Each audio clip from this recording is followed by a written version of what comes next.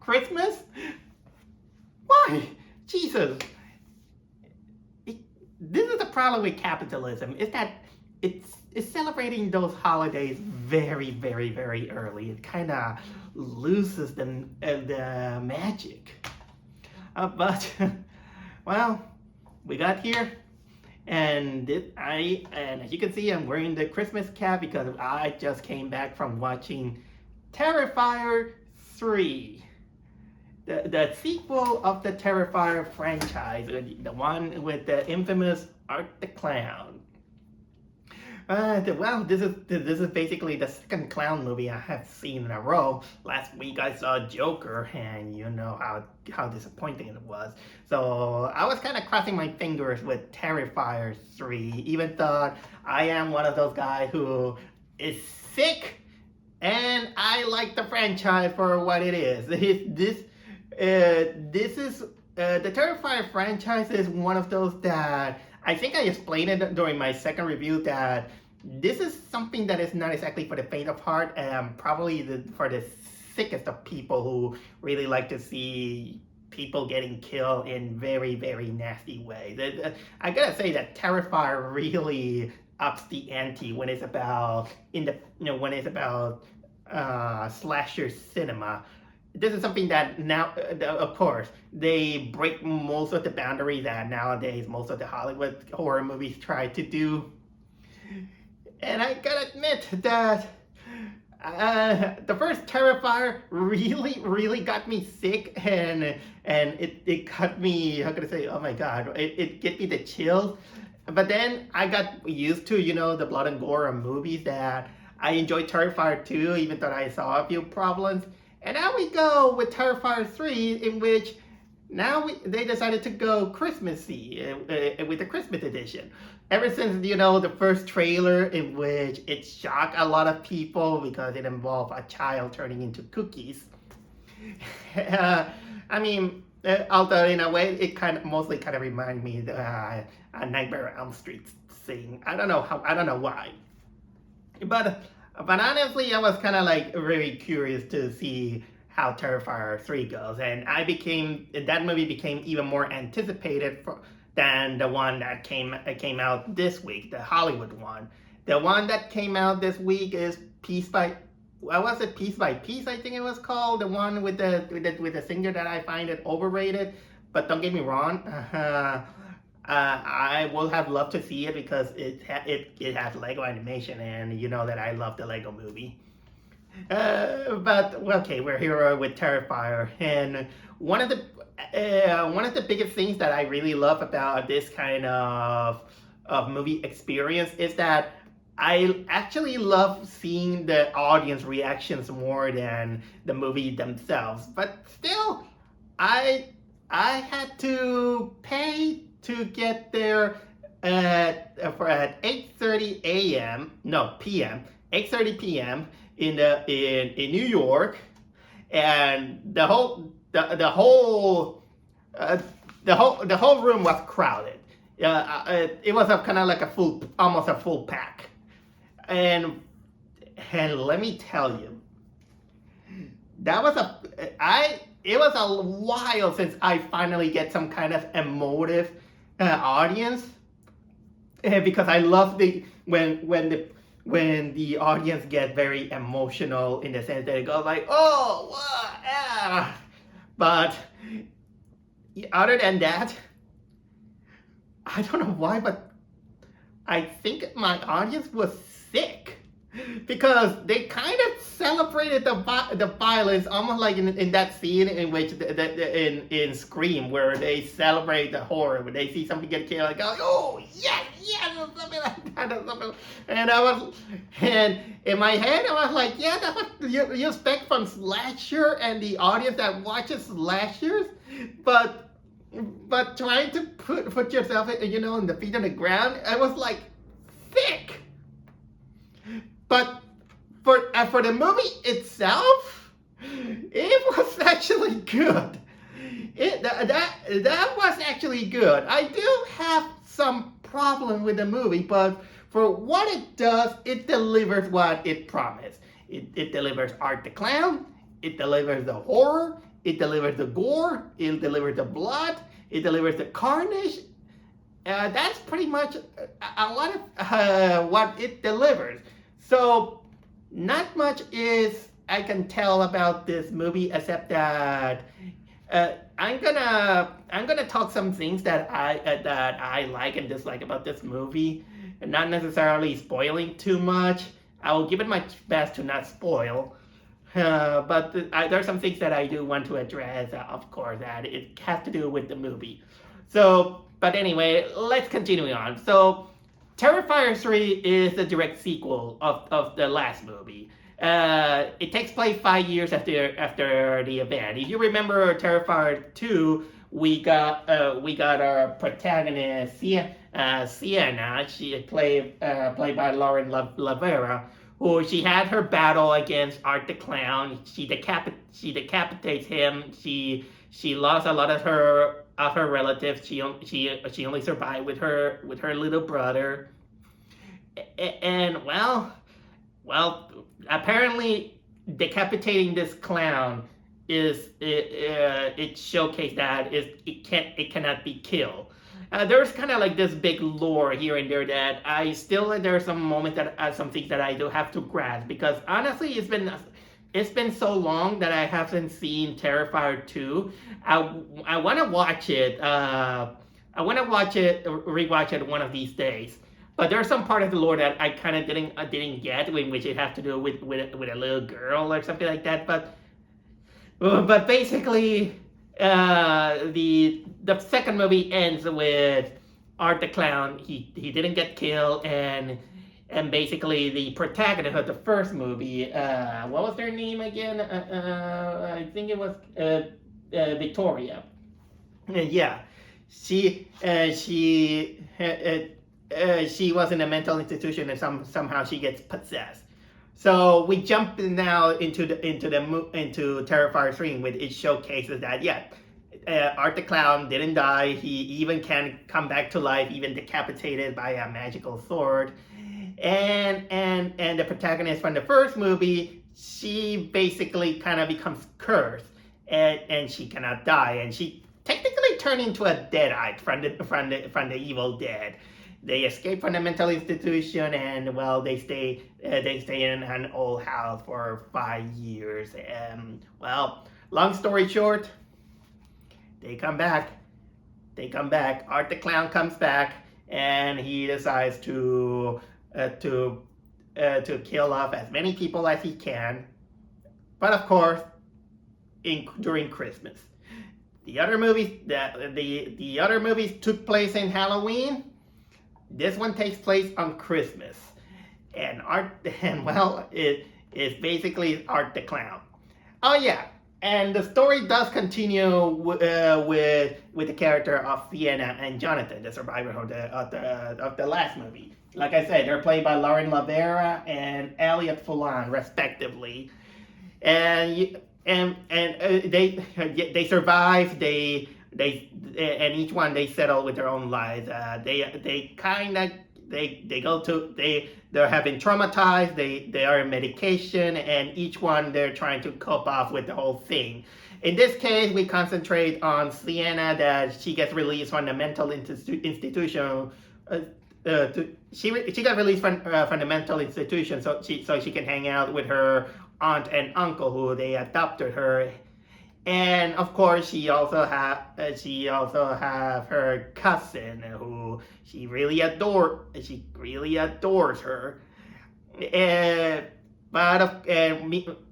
Sienna, of course, she is kind of struggling, with the whole trauma, and she even has to go into medication in order to not have all these episodes of mental trauma because of the whole Art the Clown thing.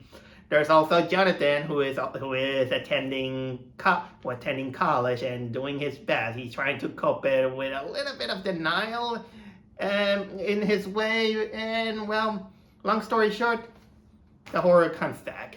This is technically the basic thing that to set up the whole movie, and everything. And as far as the story goes, it has the typical beats that you have in the sequel of almost like Halloween when Laurie Strode had to go hunt have to deal with Michael Myers again.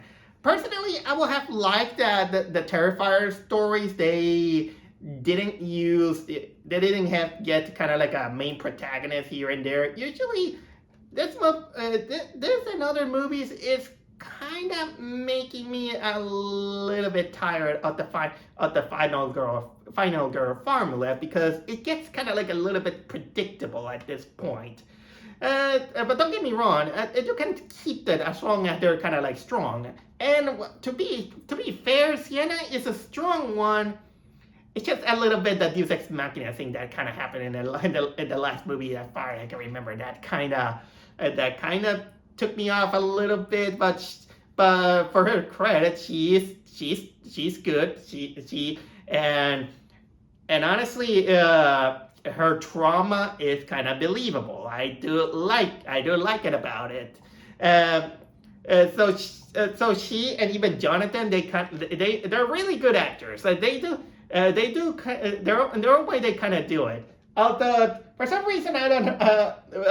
No offense to the guy who plays Jonathan, Elliot Phelan, but I kind of like his nerdy look, in which he kind of makes him look like. For some reason, he kind of looked like Frankie Muniz. For some reason, Jonathan in the middle. No, seriously. For some reason, he had kind of like Frankie Muniz vibes. I don't know. There's also let's go a little bit, kind of like the cast of characters that you're gonna get. Although some of them, they're mostly kind of like there for the meat cleaver. There's the aunt and the uncle who, good thing that they are.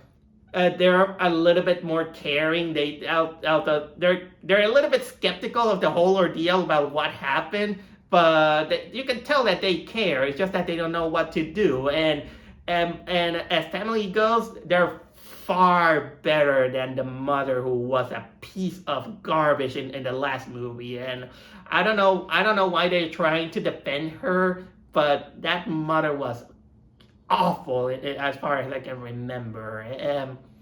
There are other characters. For example, the Jonathan also meets. He has his roommate who, for some reason, he kind of looked like a douchey version of Owen Wilson. And he's kind of a little bit like the passive aggressive, in which he kind of cared for his roommate, but he kind of doesn't. He doesn't technically kind of like bully him. He kind of is kind of like in a neutral in the way he treats him. But that cannot be said about his girlfriend. His girlfriend she's kind of like the how can I say, the enthusiast about real life serial killing. You know that there are people like that they're fascinated by real life crimes and all this stuff. She even has a podcast for it. But unfortunately, she's so much into it that she is very, very tactless. She doesn't know her boundaries, and she kind of just asks kind of like the most insensitive question that makes the situation awkward. And well, that's the thing. And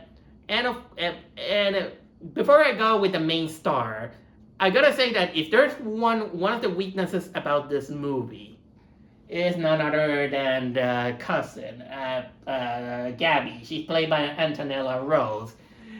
If there's a kind of like a downer about this movie, it's that character. It's not that she's awful or terrible or anything. There are worse characters in it, but the problem that I have with her is that she's pretty much kind of like gushing over Sienna, kind of like a fangirl, and most of the things that she does are either bratty, but also kind of like stalkish, I'll say. Sure, she's very too much into it, and the problem with the movie that I find is that they wanted to play out that it's kind of cute, but and it kind of plays out. She's not a bad girl or something like that, and And luckily she doesn't come. She doesn't come kind of like annoying. And maybe it's because this character is more portrayed kind of like a teenager more than kind of like a younger child. If it was a younger child, maybe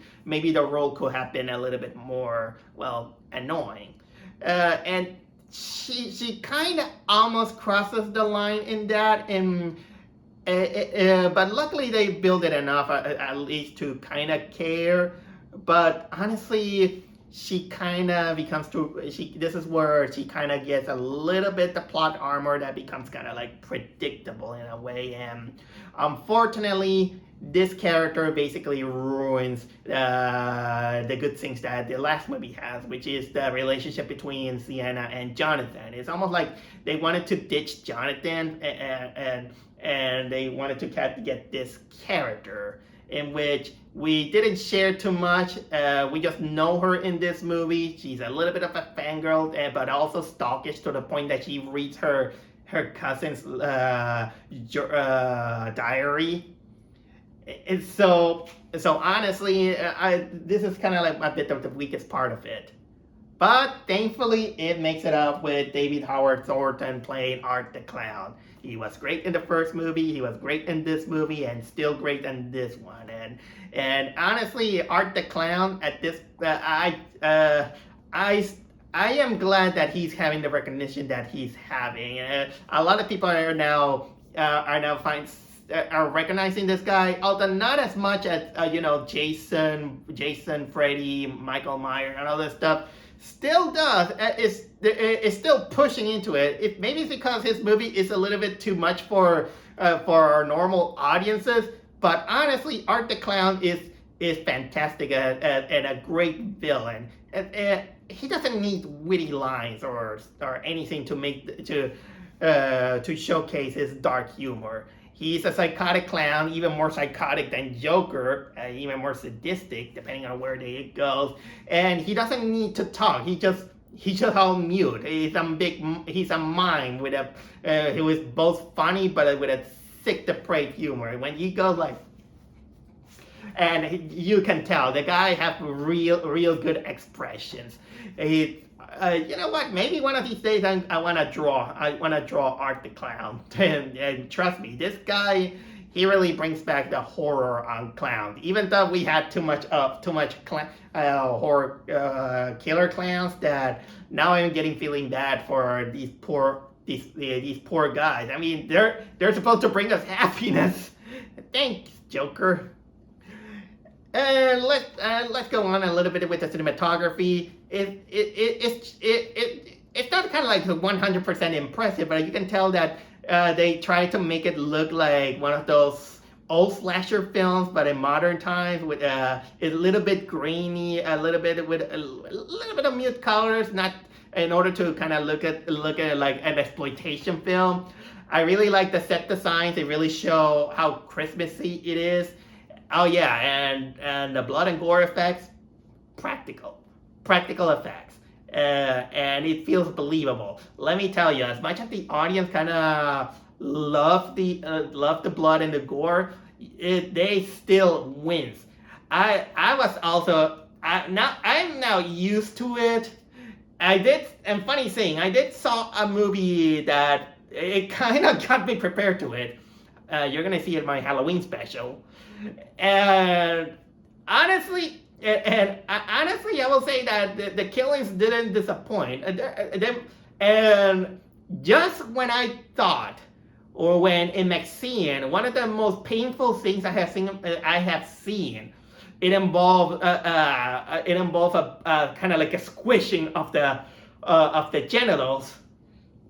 This one, okay, some of the kills are disgusting. A lot of them are kind of like disgusting, very bloody, and it. I've been hearing people that they even walk out in disgust and all this stuff, and they do. They're creative as well as they're kind of disgusting. One of them has to do with a chainsaw, but while I'm not gonna describe exactly what is the biggest overkill that this movie has.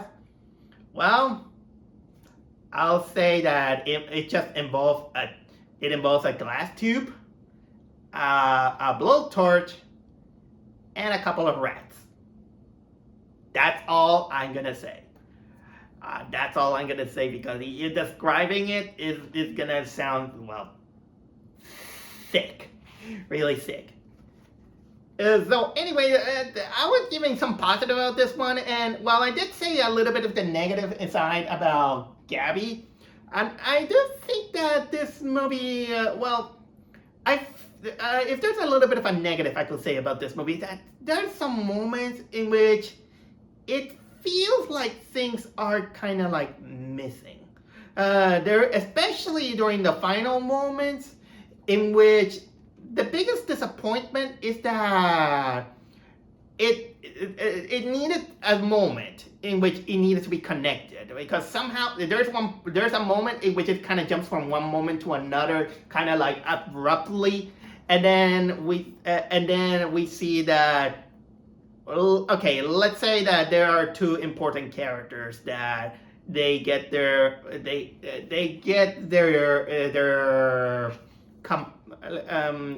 well, not come up as they meet their fate, but it was done off screen, and you can tell that it had kind of like a purpose, but that makes it a little bit, well, disappointing, and that disappointment is kind of also combined with the character of Gabby. I'm not gonna reveal too much, but the execution of that part is kind of like the weakest part in the movie as a whole, in storytelling wise. But nevertheless, that was for many slasher horror fans, this is a must. But for others, well, you gotta it's sick. I gotta say, this is sick. Although I do admit that it's not as sickening as the substance, because the substance they had kind of like a more disgusting way. This is the more kind of like the disgusting way in the terms of blood and gore, kind of like those exploitation slasher films. And well, I'm someone with a sick, depraved mind who watches this kind of horror and finds some enjoyment out of it.